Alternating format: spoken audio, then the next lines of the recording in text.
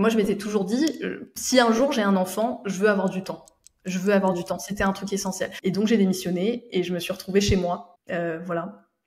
Comme ça. J'ai pas trop peur de l'échec, en fait. Je me dis que au pire, si je rate, j'aurais eu le courage d'essayer. Et ça, c'est hyper important. J'étais juste convaincue de ma force de travail et j'avais confiance en moi sur le fait que j'allais y arriver. J'ai commencé à me former donc à la nutrition, à la diététique pour faire le diplôme en même temps que j'étais enceinte et puis quand j'ai accouché. Et donc, c'est vrai que ça a été une période assez fatigante. Je veux le vivre à 300% parce que ma fille aura plus jamais 6 mois, parce que ma fille aura plus jamais 1 an, plus jamais 2 ans. Et je voulais être là, je voulais du temps.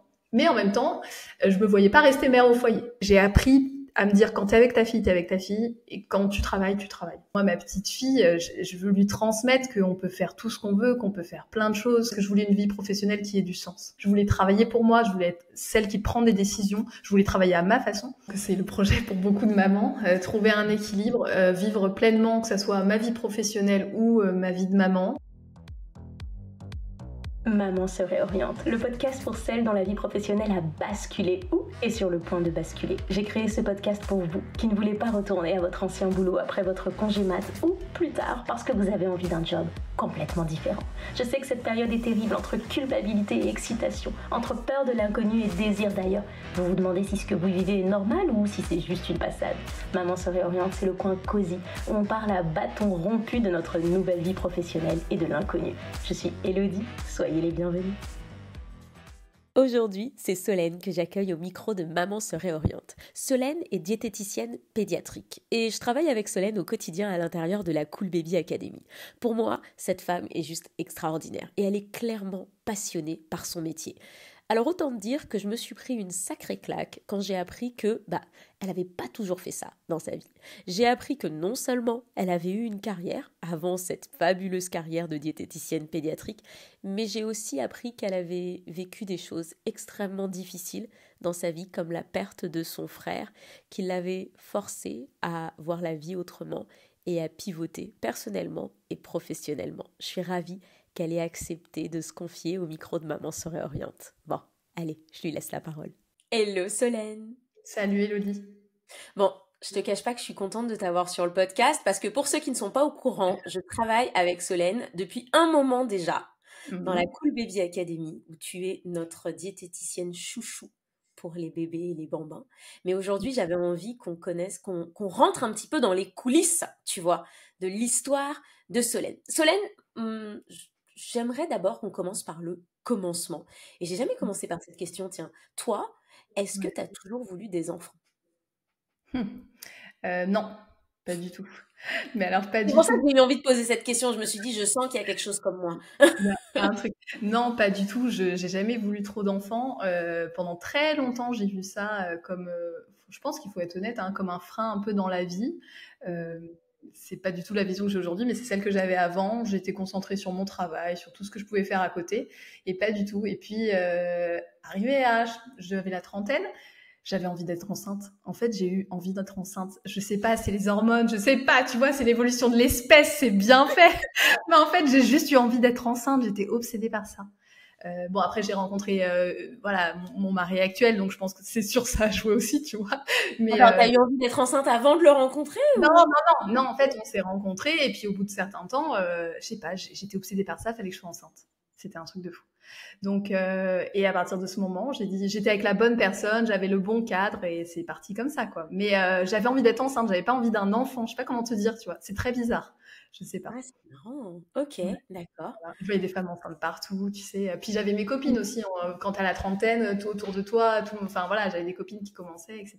Et c'est ça qui m'avait donné. Mais à la base, c'était pas forcément mon projet de vie. Je m'étais toujours dit, après c'est plus facile à dire quand tu le vis pas, tu vois. Mais je m'étais toujours dit, je pourrais vivre sans enfant. Ouais, bien sûr. Voilà. Et qu'est-ce que tu faisais à cette époque professionnellement? En fait, moi, j'ai fait un master à la base d'une école de commerce et j'ai été embauchée à la sortie. Je travaillais chez c'est une entreprise qui est peu connue du grand public parce qu'on travaille avec les professionnels et c'est un grossiste en produits alimentaires qui travaille avec les restaurateurs, les restaurations collectives, etc. Donc, j'ai été embauchée commerciale. Et au fur et à mesure, je suis devenue administrateur des ventes et puis j'ai fini responsable télévente. Donc, en fait, j'encadrais une équipe de télévendeuses, de commercial sédentaire et je travaillais là-dedans et on vendait en fait des fruits et légumes et des produits de la mer aux restaurants, beaucoup aux restaurateurs et aux restaurations collectives, les crèches, les écoles, etc. Donc j'avais déjà quand même cet attrait pour voilà, l'alimentation, les fruits et légumes. C'était déjà quelque chose qui m'intéressait énormément. C'est un truc de fou. J'ai toujours cru que tu avais toujours été directement, tu vois, diététicienne. Je trouve ça fou. Ok, d'accord. Et alors, qu'est-ce qui se passe? À quel moment se fait le switch? Parce qu'il se fait avant que ta fille arrive, n'est-ce pas? Ouais, en fait, j'ai fait le switch avant. Bon, j'ai eu un événement personnel qui a été très très marquant. J'ai mon frère qui a mis fin à ses jours, en fait. Et ça a été... bon, c'est un sujet qui est assez tabou, mais ça a fait une grosse remise en question de ma vie personnelle, déjà, dans un premier temps. Tu vois, j'avais tout en fait. Enfin, j'avais tout. J'avais ce que j'avais imaginé quand tu vois, tu suis ton petit parcours, l'école, ça se passe plutôt bien, tu fais ton diplôme, puis après tu trouves un chéri, tu t'installes, tu restes longtemps ensemble, puis t'achètes une maison, etc. Donc j'avais atteint un peu tous les objectifs. J'avais la maison, le chéri, j'avais le poste que je voulais, j'étais cadre, etc. Et il s'est passé ça. Mon frère a donc mis fin à ses jours, et puis ça a été une explosion. Donc je me suis séparée. On a vendu la maison, forcément. Et puis, au fil des mois, d'un point de vue professionnel, j'étais de moins en moins engagée. Enfin, vraiment, honnêtement, j'étais plus au niveau, hein, je pense qu'il faut le dire. J'étais plus engagée, j'avais plus trop envie. Ça se passait très bien avec mes collègues, etc., mais j'avais plus envie. Et ça s'est fait comme ça au fil du temps. Et puis après, il s'est passé un événement. J'étais en vacances, j'avais des saignements, je savais pas ce qui se passait. Je reviens de vacances, je vais voir ma gynécologue. Et là, on me dit, on me fait une échographie, on me dit, vous êtes enceinte. Félicitations, vous êtes enceinte. C'était pas du tout prévu parce que j'avais un stérilet en cuivre, tu sais. Donc, a priori, je le savais pas, mais on peut tomber enceinte avec un stérilet. Et voilà. Et donc, on m'annonce que je suis enceinte. Ok, il y a des douleurs quand même, tu vois, c'est des saignements. Donc, pendant un mois, là, j'avais rencontré mon nouveau conjoint. Hein, j'étais avec mon nouveau conjoint. Et ça faisait pas forcément si longtemps que ça qu'on était ensemble. C'était pas du tout nos projets. On nous annonce ça. On se dit finalement on était plutôt contents au final, donc on s'est dit ok, on y va. Et au bout de 3 semaines, un mois, ça va toujours pas. Donc ma gynécologue me dit on va faire un contrôle.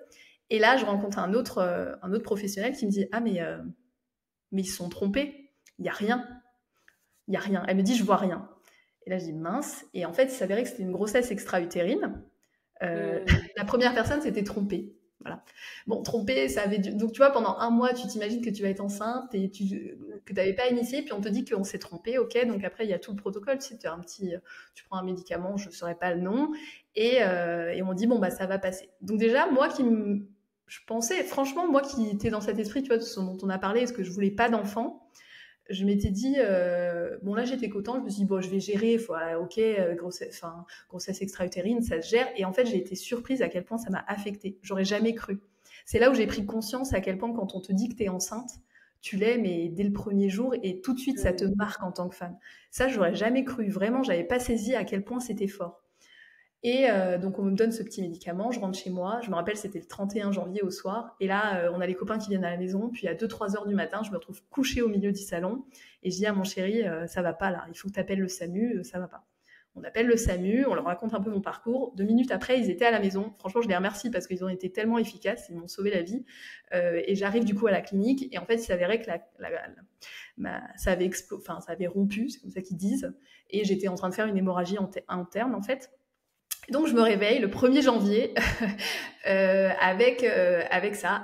On m'annonce que donc ça faisait un mois que j'ai dû accepter le fait que j'étais pas enceinte, et en plus on m'annonçait qu'on m'avait enlevé une trompe, qu'on m'avait fait une salpingectomie, donc ce qui n'est pas grave en soi, tu vois, c'est pas grave. Mais tout de suite je me suis dit mais mince, attends. Avec en plus tu vois un peu en background ce qui avait pu se passer avec mon frère. Je me dis mais attends là. Ton job, t'es en train de remettre des choses en question dans ta vie personnelle, ton job ça va pas trop, puis là t'as passé la trentaine, on me dit que t'as une trompe en moins, tu sais, tu te poses des questions, est-ce que je vais réussir à avoir un enfant, pas un enfant, tu sais plus trop. Et là, à partir de ce jour-là, je pense que ça a été la goutte d'eau, impossible de retourner au travail, mais impossible. J'y suis retournée, mais j'y arrivais pas, mais c'était physique. Franchement, j'aurais jamais cru, tu vois, c'était physique. Je pouvais plus aller bosser, c'était impossible. Donc j'y suis retournée 2 jours, je me suis fait réarrêter. Je pouvais plus aller travailler. Je sais pas pourquoi, je pense que, je sais pas, c'était la goutte d'eau avec tout ce qui s'était passé. Et là, comment ça s'appelle je rentre un soir et je dis à mon conjoint, je crois que je vais démissionner en fait. Je vais démissionner. Je savais pas du tout où j'allais à cette époque-là. Je n'avais aucune idée. Mais juste, j'ai dit, je vais démissionner, ok. Il a été cool parce que, tu vois, lui, il avait rencontré une nana toute stable et tout, et il finit avec une fille qui lui dit, je vais démissionner, etc. Et j'avais la chance de pouvoir le faire. Lui, il était là, il avait une situation financière qui était stable, etc. Donc, je l'ai fait. J'ai eu une entreprise qui a été super cool aussi, tu vois. On a réussi à négocier un départ qui convenait à tout le monde. Et donc, j'ai démissionné et je me suis retrouvée chez moi. Voilà. Comme ça, j'avais plus rien. Tu vois, tu sais, la période où toi, tu as toutes tes copines qui sont en train d'acheter, enceintes, se marier. Et moi, je venais de me séparer d'une histoire super longue. J'avais rencontré mon chéri qui était là depuis pas très longtemps. J'ai l'impression que j'avais 30 ans et qu'il fallait tout que je recommence, tu vois. Un petit peu ça, quoi. C'était ça. Quand tout le monde, je me souviendrai toujours, peut-être que ma meilleure amie, elle va entendre ce podcast, mais elle m'avait annoncé qu'elle était enceinte et j'étais très contente pour elle, mais un peu en arrière, j'en avais pleuré parce que tu vois, tu te dis, mais j'en suis où, moi, dans cette histoire, quoi. Et en même temps, t'y vas parce que tu sais que c'est dans ce sens-là, tu peux pas. Je pouvais plus faire différemment. Donc t'y vas, je me suis dit, vas-y. L'avantage d'avoir vécu des choses pas super cool avant, je m'étais dit, de toute façon, au pire, il arrive, quoi. Il y a quoi de plus grave que ce qu'il a pu déjà t'arriver? Il y a des choses plus graves. Mais tu vois, moi, à cette époque, j'étais dans ce contexte-là de me dire, vas-y, de toute façon, tu crains rien, tu vas y arriver, quoi. Et donc, j'ai démissionné. Il y a eu le Covid. Tu vois, c'était toute la période Covid, en plus, tout ça. Et 2 ou 3 semaines après, il s'est avéré qu'on m'annonçait, j'ai découvert que j'étais de nouveau enceinte. J'ai eu la chance, après cette salpingectomie, de tomber enceinte au bout d'1 mois et quelques seulement. Donc, j'étais contente. Et donc là, voilà, j'étais là. J'avais plus de boulot et j'étais enceinte. Et je me suis dit, oh mon Dieu. Non, mais et puis tu devais stresser énormément, non, vu ce qui venait de se passer pour la grossesse. Non, franchement, j'ai pas trop été stressée de la grossesse parce que j'en ai pas pris conscience.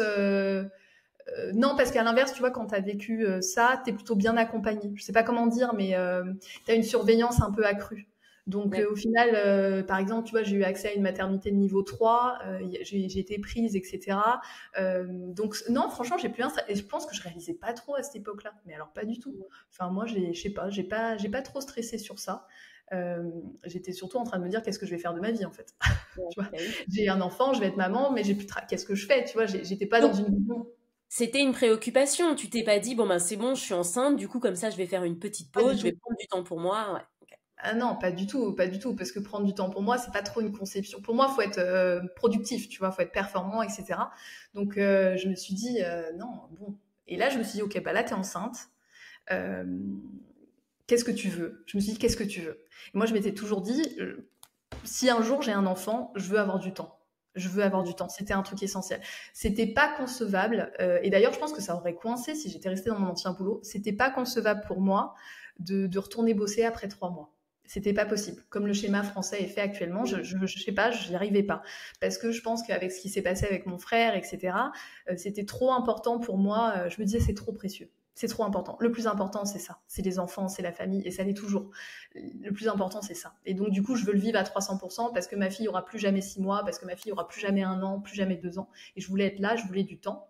Mais en même temps, je me voyais pas rester mère au foyer. Tu vois, à rien, entre guillemets. Alors, j'allais dire à rien faire, mais non, c'est très mal, Solène. Pas à rien faire parce qu'on est très occupés. Mais tu vois, à pas être dans une productivité un peu de travail, etc. Et donc, je me suis dit, bah, qu'est-ce que tu as envie de faire? Et je me suis dit, bah, il est peut-être temps, quoi. T'en as la possibilité, ton conjoint, il est OK, entre guillemets, il te laisse faire un petit peu, il est prêt à t'accompagner, ou du moins. Et du coup, je me suis dit, bah, allez, je vais me former. Et en fait, j'ai commencé à me former donc à la nutrition, à la diététique pour faire le diplôme, en même temps que j'étais enceinte. Et puis quand j'ai accouché, et donc c'est vrai que ça a été une période assez fatigante, je vais pas te cacher, parce que tu vois, soit je m'occupais de ma fille, soit quand elle dormait, je révisais mes cours.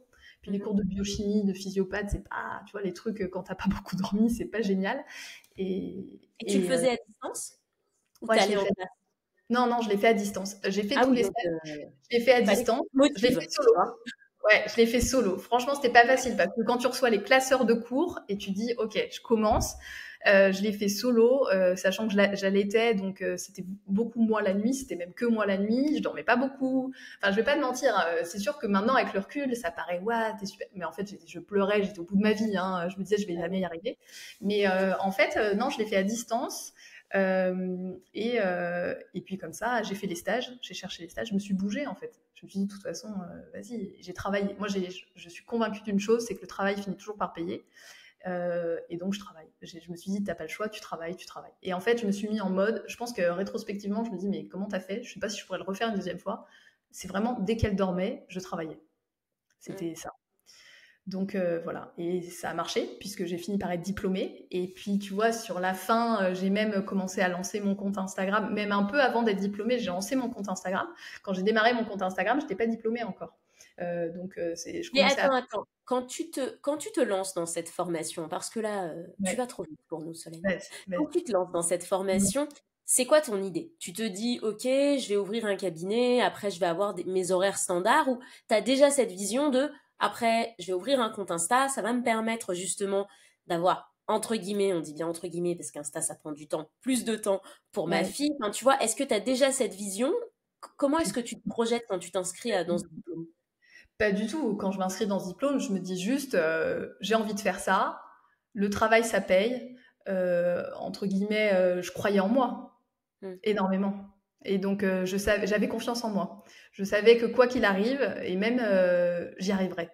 Et si j'arrivais pas à ça, c'est pas grave, je ferai autre chose. Pour moi, il y a un truc qui est super important, c'est que pour moi, j'ai pas trop peur de l'échec en fait. Je me dis que au pire, si je rate, j'aurais eu le courage d'essayer. Et ça, c'est hyper important. Et donc, du coup, non, pas du tout. Je n'étais pas du tout dans cette vision-là. J'y suis allée et c'est après, tu vois, c'est après qu'est venu Instagram. J'ai commencé à m'y intéresser. Puis j'ai vu que j'avais compris un petit peu le truc, etc., etc. Et donc, du coup, la vision s'est affinée. Mais au début, absolument pas. J'étais juste convaincue de ma force de travail et j'avais confiance en moi sur le fait que j'allais y arriver. Comment est-ce que se passent les premiers mois avec ta fille une fois que tu es diplômée à jongler entre travail et maternité? Bah déjà, j'ai commencé. Ce qu'il y a, c'est que ma fille, je l'ai gardée jusqu'à ses 3 ans.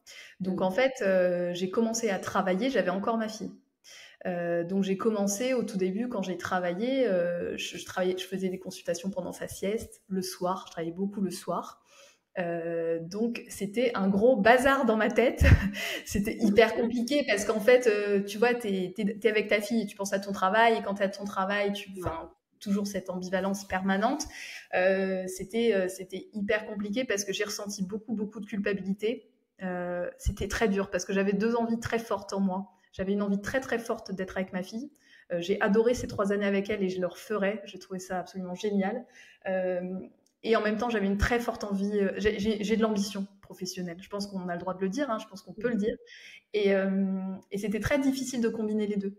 Ambition professionnelle et désir de proximité, de maternité. Tu vois, d'être là, entre guillemets, pour son enfant. Et donc, du coup, ça, c'était très dur. Donc, forcément, beaucoup de culpabilité, de remise en question, enfin, voilà. J'ai appris à me dire, quand t'es avec ta fille, t'es avec ta fille. Et quand tu travailles, tu travailles. Mais ça, c'est pas facile du tout. Mais ça l'est toujours pas aujourd'hui. Enfin, et je pense que pour beaucoup de mamans, ça l'est toujours. Enfin, c'est très difficile de combiner les deux. Mais je crois que c'est possible.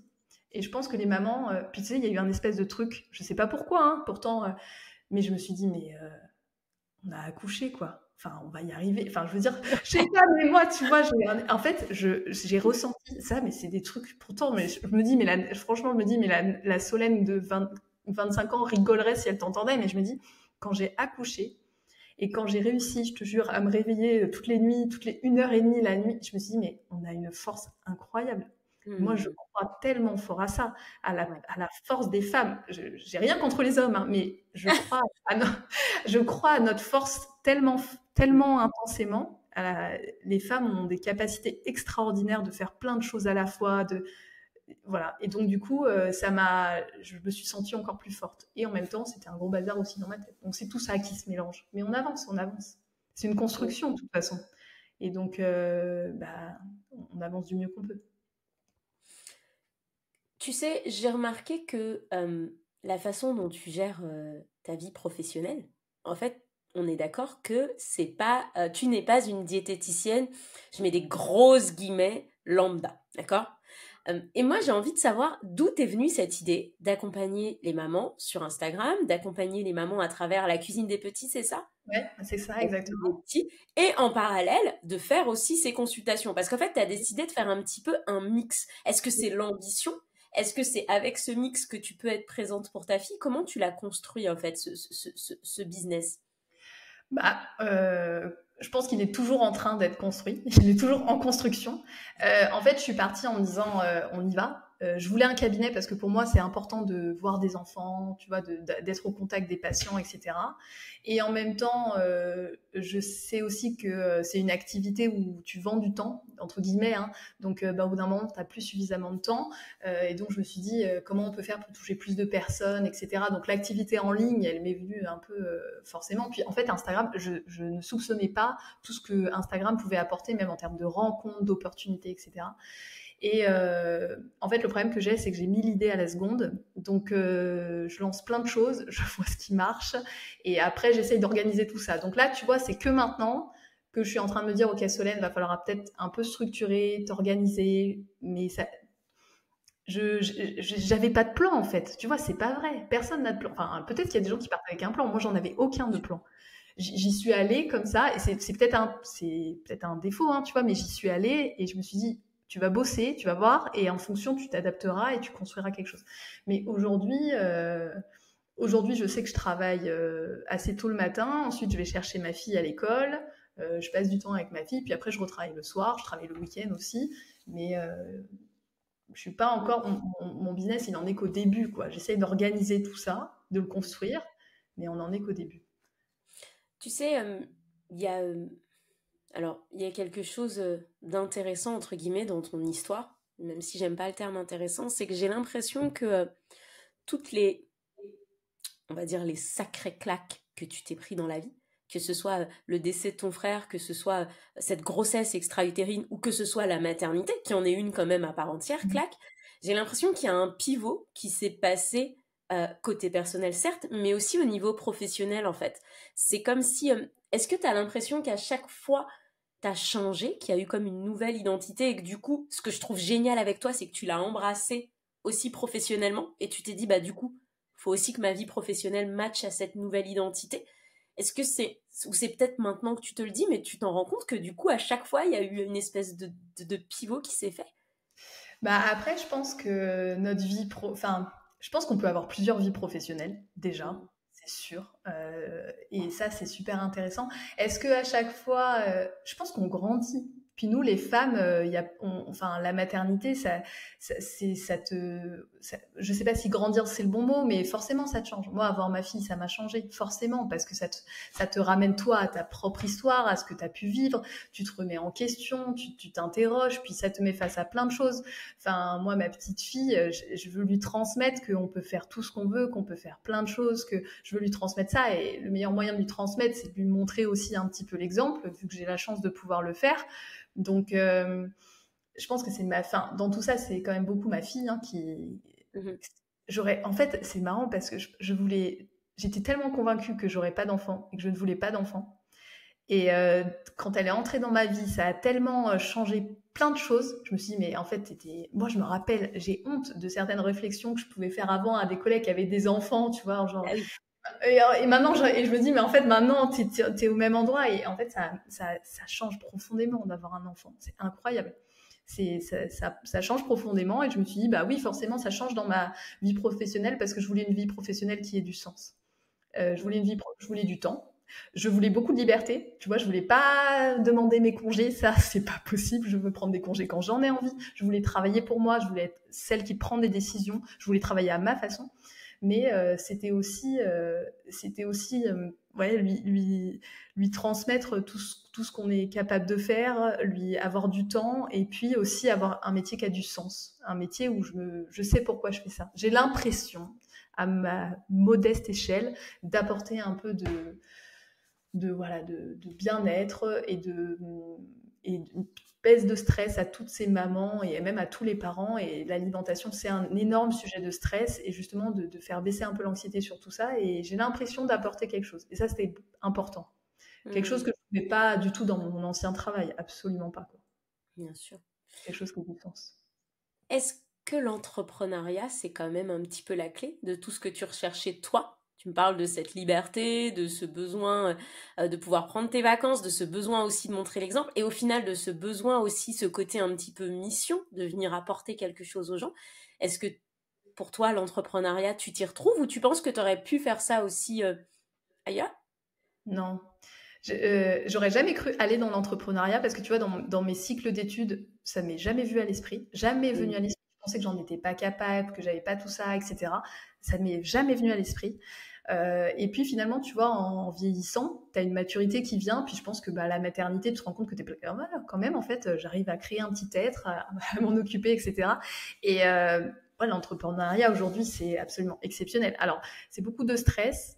Moi, ça, j'y travaille encore. C'est du stress, c'est de l'anxiété, c'est plein de choses. Mais c'est assez incroyable. Je trouve que de réussir, la fierté que tu en retires de créer quelque chose et de vivre de quelque chose qui sort, entre guillemets, que de toi ou de ton partenaire, ton associé, c'est un associé, tu vois, mais c'est extraordinaire. Enfin, moi, j'aurais énormément de mal à retourner dans le salariat. Enfin, je trouve que quand on crée quelque chose et que ça fonctionne, mais c'est incroyable. L'énergie que tu en retires, l'enthousiasme...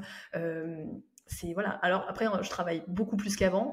Je suis beaucoup plus stressée, je dors moins bien la nuit, tout ça. Mais par contre, franchement, j'ai une énergie qui est incroyable. Et je pense que je suis meilleure aussi. Sincèrement, je pense que je suis bien meilleure dans mon travail aujourd'hui que ce que j'étais avant. Mais parce que je crois en ce que je fais. Tu veux dire meilleure humainement ou en termes de compétences? Les deux. Les deux. Tu vois, moi, je me retrouvais pas dans le monde de l'entreprise. Je me retrouvais pas en termes de valeur, même en termes de compétences, parce que quand tu dois vendre quelque chose auquel tu ne crois pas, c'est compliqué. Ou tu vois, quand tu dois... Dans l'entreprise, tu es toujours quand même dans un système où tu dépends un petit peu des autres. Là, je dépends que de moi. Donc, si je fais n'importe quoi, je peux m'en prendre qu'à moi-même. Et donc, du coup, entre guillemets... non, c'est les deux. Franchement, je pense que c'est meilleur vraiment dans tous les sens du terme. Vraiment humainement, personnellement. Je me suis trouvée. Ma fille et l'entrepreneuriat, je me suis trouvée. Vraiment. C'est incroyable. C'est génial. Je suis très curieuse de savoir, tu sais, souvent l'entrepreneuriat, c'est plus facile lorsqu'on a observé des entrepreneurs étant petits. D'accord ? Moi, je dis toujours, je suis là où je suis grâce à mon père, sinon je serais nulle part, je pense, parce qu'il était entrepreneur. Est-ce que toi, tu as eu des parents qui avaient leur société ? C'était quoi le modèle à la maison ? Absolument pas. Absolument pas. Et je pense que c'est peut-être pour ça que j'ai mis tellement de temps à trouver le modèle. Absolument pas. Moi, j'ai plutôt été élevée... Enfin, moi, je suis partie quand j'étais jeune, je voulais de la sécurité. Et quand tu penses sécurité, tu penses CDI, tu vois, tu penses grand groupe, donc tu penses master, ensuite CDI, ensuite grand groupe, etc. J'étais dans une logique de sécurité. Et en fait, c'est mon mari actuel qui, lui, est entrepreneur et qui m'a ouvert un monde, en fait. Je me suis dit, mais en fait... c'est possible, tu vois, c'est possible. Et en plus, c'est franchement chouette, quoi. C'est possible et c'est franchement chouette. Et je pense que d'avoir quelqu'un à mes côtés qui est dans cet univers-là, ça m'a donné, ça m'a donné le courage de le faire, un peu l'impulsion de faire. Je sais pas si par exemple, il était salarié en CDI, je me serais lancée pareil, je sais pas, parce qu'on se comprend. Enfin, je veux dire, lui, son entreprise, c'est pas sa vie, mais un petit peu quand même, faut être honnête, tu vois. Il travaille le soir, il travaille le week-end, enfin, on vit avec son entreprise aussi. Bon, maintenant, on vit aussi avec la mienne, donc on se comprend. Et du coup, on se comprend et du coup, ça aide en fait, énormément. On est d'accord, avoir ce soutien au quotidien de quelqu'un qui sait ce que tu es en train de vivre, ça change tout. Exactement. Je trouve que c'est important de le dire parce que parfois, tu sais, l'entrepreneuriat, il y a des gens qui s'en veulent de ne pas avoir le courage de se lancer. Alors que pour moi, c'est pas si simple que ça. Tu sais, on a l'impression qu'on regarde des comptes comme le tien sur Instagram et qu'on se dit putain, mais trop bien, mais pourquoi est-ce que j'y arrive pas ? Et en fait, tu as tout un entourage qui te pousse, en fait. D'ailleurs, on fait partie de notre entourage, parce que dans l'académie, vous êtes tous, en fait, vous avez tous votre business. Oui, il y a l'entourage, et puis tu vois, moi je me souviendrai toujours la première fois qu'il m'a vue avec ma caméra en train d'essayer de faire des réels, et puis à l'époque, tu vois, c'était pas les meilleurs réels du monde, tu sais, c'est ça où il fallait lancer et tout. Et tu vois, je me suis dit, à aucun moment, il m'a jamais fait aucun commentaire ou quoi que ce soit. Donc, après, peut-être que si j'avais eu un conjoint pas du tout dans la même idée, je l'aurais fait quand même, je sais pas, tu vois, c'est difficile. En tout cas, il fait partie de l'équation, c'est sûr. Mais oui, d'être entouré, de partager ça. Et d'ailleurs, c'est pour ça aussi que j'ai fait plein de rencontres de gens qui sont un petit peu dans la même dynamique, dans le même esprit. Parfois, ça peut faire du coup...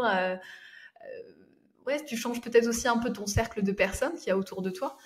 Et tu cherches aussi à t'entourer de personnes qui sont dans la même énergie, etc. Mais oui, c'est important d'avoir le soutien de l'entourage. Mais après, certains diront que non, je sais pas. Moi, je trouve que quand même, il faut être réaliste parce qu'il y a des moments où, ça, comme tu dis, ça paraît entre guillemets de l'extérieur, oh, c'est chouette, ça a l'air facile, ça l'est pas du tout. C'est-à-dire que c'est pas du tout. Le nombre de fois où je me suis dit que j'y arriverais jamais, le nombre de fois, c'est pas du tout facile du tout. Mais donc là, quand tu as des gens autour de toi qui te soutiennent et qui t'encouragent, bah, quand même, ça fait du bien. Après, oui, si on a un super mindset, peut-être qu'on peut y arriver en solo, certainement. Mais bon, avoir quand même du soutien, ça fait plaisir, quoi. Et comment est-ce que... Là, tu nous dis que bah, tu travailles le week-end, tu travailles le soir, et que ton mari travaille le week-end, qui travaille le soir. Donc, comment est-ce que vous vous organisez? Ta fille s'élève tout seule, c'est ça? Exactement, je ne t'ai pas dit, elle a 3 ans. Elle a 3 ans, elle a son appartement, en fait. Non, mais quand je dis qu'on travaille le week-end, on travaille pas, on l'a dans la tête, tu vois ce que je veux dire? On en parle. On a des idées. Tu prends ta douche, tu as une idée. Tu prépares le repas, tu as une idée. Tu vas noter un petit truc, etc. C'est pas des temps de travail face à son ordinateur, etc. Après, on s'organise quand même. Donc, si lui, il a besoin de faire de la comptabilité, bon, bah, je vais m'occuper de la petite, etc. Donc, on s'en sort bien là-dessus. Franchement, il n'y a pas de... parfois, on fait un peu à tour de rôle. Mais moi, depuis le début, depuis qu'elle est là, on est un peu dans ce principe-là. Bah, ça sert à rien d'être deux à être crevés, tu vois. Si moi, je me lève, toi, tu dors, etc. Et on a été très vite dans cette logique-là. C'est notre mode de survie. Je sais que j'ai des amis qui font beaucoup de choses à trois, tu vois, tout le temps à trois. Nous, on n'était pas dans ce principe-là. Nous, on était dans ce principe, ok. Donc, on a déjà pas mal de choses autour. On est des gens qui aiment bien dormir. Donc... on s'est un peu répartis, tu vois, un peu chacun, un peu c'est presque de la garde partagée. C'est pas de la garde partagée, mais tu vois un peu l'idée. Franchement, c'était presque ça, parce que en plus lui, il a un sport passion. Moi, je fais beaucoup de sport aussi, donc le temps pour chacun, il est très important. Je pense qu'on est aussi un petit peu tous les deux un peu solitaires. On aime bien nos temps tout seuls. Et donc, du coup, bah, hop, on fait comme ça. De temps en temps, ça fait un peu garde partagée. Et puis parfois, on fait des trucs à trois, bien sûr. Mais c'est notre mode de fonctionnement. Et franchement, ça marche plutôt bien. Pour nous, en tout cas. Est-ce que tu sais, moi, je trouve que l'entrepreneuriat, c'est compliqué lorsqu'on a des petits moments, des gros moments de doute ou des moments où ça va pas forcément bien dans le business, où on se questionne. Je trouve que c'est compliqué de pas reporter ça sur notre enfant. Tu vois ce que je veux dire? C'est-à-dire de pas... Là où, par exemple, eh ben, on va prendre un exemple concret. Là où ça nous aurait pas saoulé qu'il mange pas ses carottes ce soir, ben là, t'as plus aucune patience, en fait. Et du coup, ça fait que, mine de rien, sans trop le vouloir, il y a une répercussion sur ce stress au quotidien sur les enfants. Est-ce que c'est quelque chose que tu as l'impression de vivre? Bah moi je sais que je le vis parfois sur le soir, sur le coucher, parce que je sais que tu vois quand elle va se coucher, souvent c'est le moment où moi après j'enchaîne un petit peu pour faire ce que j'ai à faire, ce que j'ai envie de faire, ou voilà tu vois. Et donc du coup bah parfois quand ça fait 40 fois qu'elle se lève pour te dire j'ai envie de faire pipi, puis j'ai envie de ci, et que toi t'essayes de te pencher un peu sur ton truc et que t'y arrives pas, tu vois, bah oui, mais après j'essaye toujours dans ces moments-là de me dire attends. Fais un pas en arrière, c'est quoi le plus important? C'est elle. Donc, le monde continue de tourner, même si tu travailles pas là dans la minute. Le monde continue de tourner. Tu vois, toujours un pas en arrière. Mon mari, il en a marre un petit peu de moi parce que toujours je lui dis, c'est pas très grave. Franchement, il y a plus grave. Je crois qu'il déteste cette phrase parce que je lui dis 50 fois par jour, tu sais, un petit peu. Disant, mais elle me saoule celle-là, j'ai envie d'être énervée, laisse-moi être énervée. Mais tu vois, moi j'ai beaucoup ce truc-là. Parce que tu vois, j'ai mon frère plus jeune, c'est mon père qui est décédé quand j'étais plus jeune aussi. Donc j'ai vachement ce truc de dire, c'est pas très grave en fait. Tu vois, je me dis, c'est bête de se dire ça, c'est bizarre, je sais pas, mais je me dis, écoute, ta fille elle est en bonne santé, vous avez un toit sur la tête. Ok, t'as envie de plein de choses, t'as des envies, etc. Sois patiente, ça va se faire. Et là, c'est pas très grave, quoi. Donc voilà, je me répète ça. Comme ça, je souffle un peu. Alors, pour toutes celles qui nous écoutent et qui n'arrivent pas à faire un pas en arrière le soir, sachez que je suis avec vous, d'accord? Nous ne sommes pas toutes des Solènes. Moi, je pense que je serais comme ton mari, c'est-à-dire que le c'est pas très grave, je pense qu'il me chaufferait, tu vois. Je suis un peu agaçante là-dessus parce que lui, il n'est pas comme ça et ce côté un peu. Après, franchement, je sais pas, je suis hyper patiente. Mais parfois, c'est pas très bien parce que tu vois, peut-être que je suis un peu trop justement. Mais je suis assez patiente, ça m'énerve pas. Il y a pas mal de choses qui ne m'énervent pas. Ça m'atteint pas du tout. Mais je pense que ça m'atteint pas du tout. Et un jour, il m'a dit ça, il me dit ah mais tu t'en fiches de tout. Non, c'est pas tellement ça, c'est que ça m'atteint pas. Je me dis toujours, mais quand tu t'es relevé de trucs pas très très cool. ça m'atteint pas, ça t'atteint plus. Et c'est une force en fait. Et quand les choses elles t'atteignent plus,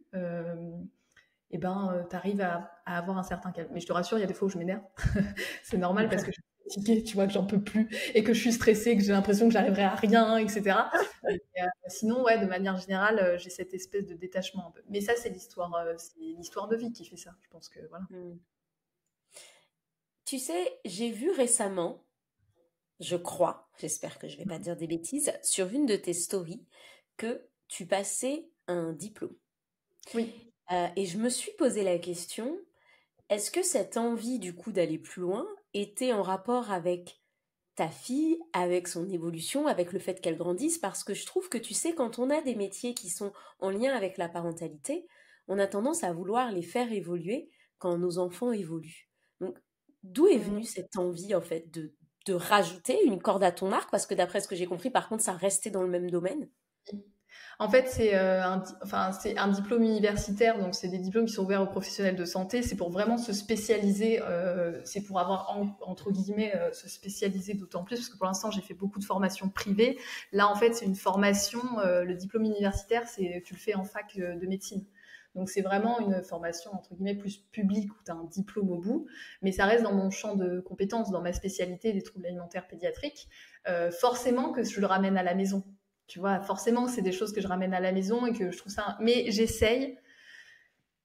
Je trouve que quand on est parent et qu'on exerce un métier dans la parentalité, il faut faire attention de ne pas faire de son expérience personnelle une vérité absolue. Tu vois, ça, c'est difficile. C'est pas ce que je vis chez moi avec ma fille ne doit pas servir de guide pour mes consultations.